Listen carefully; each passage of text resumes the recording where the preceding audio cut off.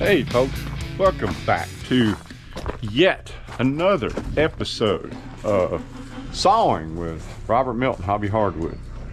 We are talking about sassafras. It's one of my absolute favorite woods to saw. Beautiful wood. It's old Appalachian hardwood. It's kind of got a big history.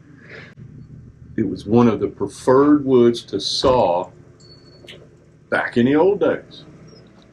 It's very bug resistant. It smells like root beer. If you ever saw it, you're going to want to go to A&W and get you a root beer because it is root beer. It's sarsaparilla, sassafras. Extremely weather resistant. It is a little picky to saw and mill correctly. And of course, you know, that's where I come in. Yellow shirt with a hobby hardwood and a ketchup stain on it. Huh. Oh well. It's real bad to have wind shake. It's real bad to have stress cracks. The pith is extremely bad in sassafras, and I'll show you that. I'm going to walk over to some logs here and show you a few things. And then I'm going to show you what it looks like after it's been milled and dried, because we stock sass as a common product. It's one of our better sellers. What do you think, Lucy? Lucy came over to visit. Come on, Lucy, go on back. Go on. Okay. I appreciate the photo bombing, but you're supposed to be over there. Come on. These are sassafras logs. They're fairly decent size for sass. It doesn't really get that big.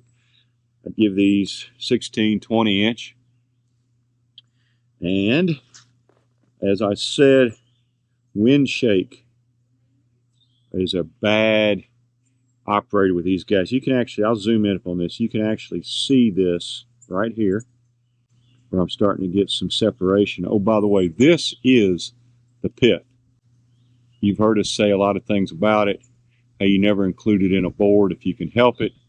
And this is a good reason, because you can see where it's clearly cracking, and more so than other species. So you got to be really careful when you're sawing to avoid stress in these logs. You've got to actually saw these pretty carefully. You got to identify the stress plane. You want to work more in the shear direction. Certainly the last thing you want to do with a log like this is the now famous spandex pattern. You don't cut sassafras like that. I mean, you can cut butter like that.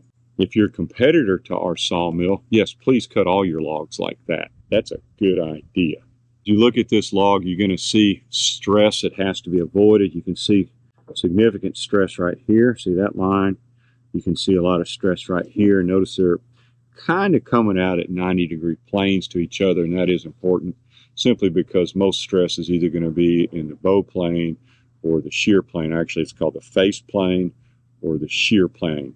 I've discussed this in some other videos. I don't really want to go into it right here other than to say that when you're milling sassafras, you have to pay attention to the stress, or you'll have some wood internal stress cracks, or will come out looking like McDonald's arches when you are done sawing and drying them. Now, if you work for McDonald's, it's a good plan. We try to avoid that here. We don't work for McDonald's. We're trying to cut flat wood. If you look at this one, you see the same thing. Oh, that's probably not the best camera shot, so maybe I'll move. Not trying to do a porn video here.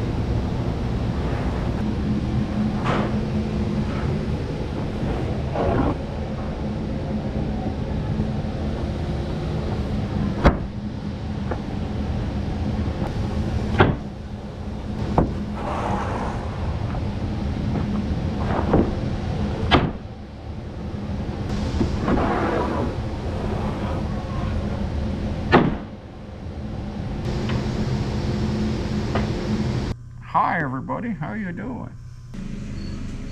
So this is sassafras after it has been dried. It's a beautiful wood.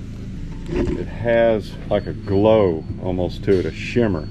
That's chatoyance. Now you'll notice how many knots the boards I saw have. Well, it starts with good logs, but you've also got to know how to go around them.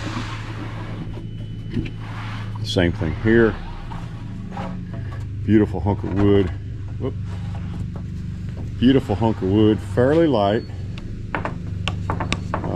but beautiful furniture, old school stuff. Just doesn't get much better. So anyway, if you're wanting to build something old school, if you're wanting to build something 19 or 1700s reproduction, if you're wanting to build something old Appalachian, you should use sassafras. An easy way to tell if you're talking to an old timer in Appalachia, and we do have the Appalachian Mountain Range come down just to the east of us to the Tennessee River, or if you're talking to a city slicker, the actual name of the wood is sassafras.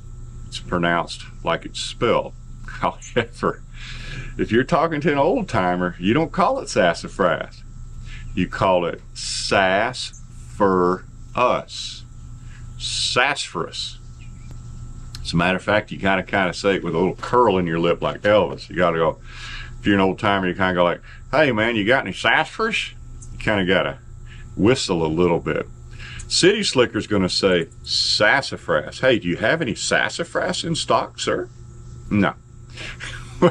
But the old guy's gonna do, the old hill people are gonna come down there and gonna say, hey man, you got any sassafras? Translated, that means, hey Mr. Milton at Hobby Hardwood Sawmill, do you have any sassafras lumber? Again, say it with me, sassafras. That's sassafras, old school. Anyway, I hope you guys enjoy me sawing some of this stuff up. I really do enjoy sawing sassafras. Let's knock a little bit of these out. Thanks for visiting our sawmill. Click on the links above to see more of our videos.